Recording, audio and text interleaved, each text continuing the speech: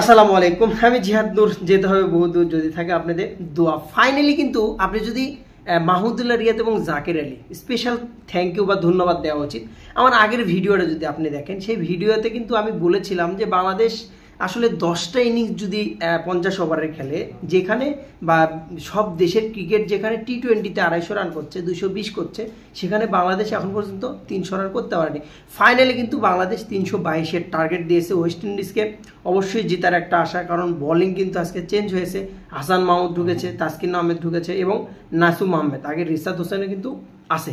Specially যেটা আমি বলবো সেটা হচ্ছে যে মাহমুদুল্লাহ রিয়াদ এবং জাকির আলী, মানে কম দুঃখে সালাউদ্দিন সাহেব কিন্তু বলেছিল না যে ছেলেটা কালো বলে তাকে জাতীয় টিমে নেওয়া হয় না।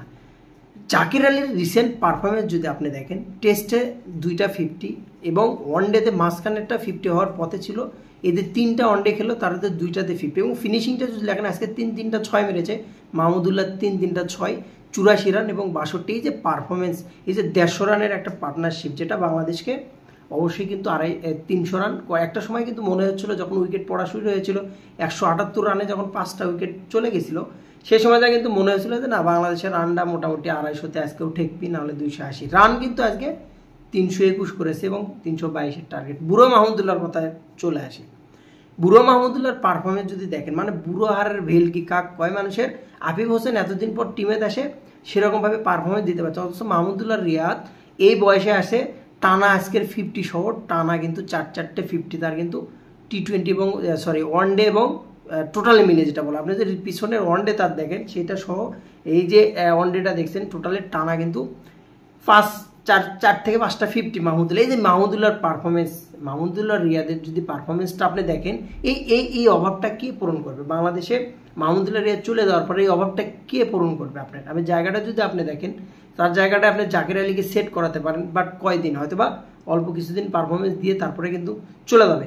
ওয়েস্ট ইন্ডিজের স্কোয়াডটার বিষয়ে যদি আমি বলে নেই, তো আজকে যে রানটা দিছে এটা কিন্তু তাদের কাছে এটাও কম। যে পিচ, যে ব্যাটিং পিচ, যদি ওপেনাররা, বাংলাদেশের ওপেনাররা যদি ভালো করতো, আমি আজ পর্যন্ত আপনি যদি ওয়ানডে টি-20 টেস্ট সবগুলো মিলে আপনার দেখা, আপনি নিজেকে প্রশ্ন করে আপনি বলবেন যে আপনি দেখা 50 রানের পার্টনারশিপ বাংলাদেশের কয়টা পাইছেন ওপেনিংয়ে? আপনি কখনো এরকমটা পাইছেন যে আপনি অফিস করছেন বা খেলা দেখতে দেখতে কোথাও গেলেন, আসার পরে উইকেট পড়ে না, এরকম কোনো সিচুয়েশন আপনি কি পাইছেন? আমার জানা মতে 10টা 3 ফরম্যাট মিলে, টি-20, ওয়ানডে এবং টেস্ট 3 ফরম্যাট মিলে বাংলাদেশের 50 রানের ওপেনিং পার্টনারশিপ আমার চোখে পড়েনি এখন পর্যন্ত। আমার দেখা খুব কম, মানে খুবই কম, মানে 10টা যদি ম্যাচ হয় তার ভিতরে 2টা 1টাতেও 50 রানের পার্টনারশিপ ওপেনিং হয়নি। এই যে সমস্যাটা, আজকে দেখেন তানজিদ তামিম 0 মারছে, লিটন দাস 0 মারছে, মানে লর্ড অ্যাসোসিয়েশনের সভাপতি শান্ত যে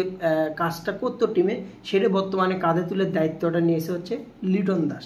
লিটন দাসের রিসেন্ট 10টা আপনি যদি ওয়ানডে ম্যাচের ইনিংস দেখেন, 10টাতে 3টাতে হবে 0, আজকেরটা সহ হলে 4টা, একটাতে 5 রান, একটাতে 4 রান আর একটাতে 7 রান। এই হলো লিটন দাসের পারফরমেন্স। আর একটাতে রিসেন্ট যেটা ওয়ানডে করেছে ওখানে 13 রান। তো ওপেনাররা কবে শিখবে? যেখানে বিশ্বের বিভিন্ন টিম যারা 50 ওভারের খেলাটাকে 350-400-তে রূপ দিচ্ছে, সেখানে বাংলাদেশের এখন পর্যন্ত 250-280-তে আটকায় আছে। তো এখান থেকে তো বের হবে কিভাবে? বাংলাদেশের এখান থেকে বের না হওয়া পর্যন্ত ওয়ানডে বা যে কোনো আপনি কিভাবে ওয়ানডেতে ভালো করবেন, ভালো করার সিচুয়েশনটা আপনি তৈরি করতে হবে। সিচুয়েশনটা বোর্ডের পদক্ষেপ নিতে হবে। পিছনে যারা আছে ক্রিকেটার, অনূর্ধ্ব 17 থেকে 19, তারপরে 23, তারপরে এমেজিং দল, এ দল, তারপরে কিন্তু জাতীয় টিম। এই যে একটা সিচুয়েশনের ভিতর দিয়ে বাংলাদেশের ক্রিকেটাররা আসে বিভিন্ন বোর্ডের, বাংলাদেশ এই কাজটা করে না। আজকে বা কালকে দেখেন জিসান আলম সেঞ্চুরি করেছে, 2 দিন পর তাকে কিন্তু জাতীয় টিমে ঢুকে দেওয়া হবে। কিসের জন্য? তার যে আপনার যে পারফরমেন্সটা আছে, তার যে নলেজ আছে, এই জিনিসটা ফোন মারার লাগে, আর কোনো কাজ নেই। তো সব মিলিয়ে আজকে যদি আমি ওয়ানডে সিচুয়েশন বা ব্যাটিং যদি আমি বলি, জাকির আলীর ব্যাটিংটা ছিল দেখার মতো এবং সমান তালে কিন্তু ব্যাটিং করেছে, সমান তালে মাহমুদুল্লাহ রিয়াদ এবং জাকির আলী যেভাবে ব্যাটিংটা করেছে অসাধারণ ছিল। এবং টর্নেডো আমার কাছে 6গুলো যখন মাহমুদুল্লাহ রিয়াদ মারছিল, তখন আমার কাছে মনে হচ্ছিল যে এই মার্সেল থেকে এরকম 6 কীভাবে বাড়ায় বুড়ো বয়সে। তো সব মিলিয়ে যেটা আমি বলবো, বাংলাদেশের জন্য শুভকামনা, বাংলাদেশ জিতুক। এবং একটা ইজ্জতের বিষয় ভাই, ইজ্জত কা সওয়াল है, পুষ্পা ঝোঁকেগা নাই, লেকিন টেস্ট ম্যাচ, এই ম্যাচটা যদি হেরে যায় তাহলে কিন্তু ভয়টা আসে যাবে বাংলাদেশ। झुकना नहीं चाहिए, उसको जिताना चाहिए, जल्दी से जीतना चाहिए, अच्छा से जीतना चाहिए। तास्किन को अच्छा खेलना पड़ेगा, उसको উইকেট लेना पड़ेगा। तो ভালো থাকবেন, অবশ্যই ভিডিও ভালো লাগলে শেয়ার করবেন, সাবস্ক্রাইব করবেন। আসসালামু আলাইকুম।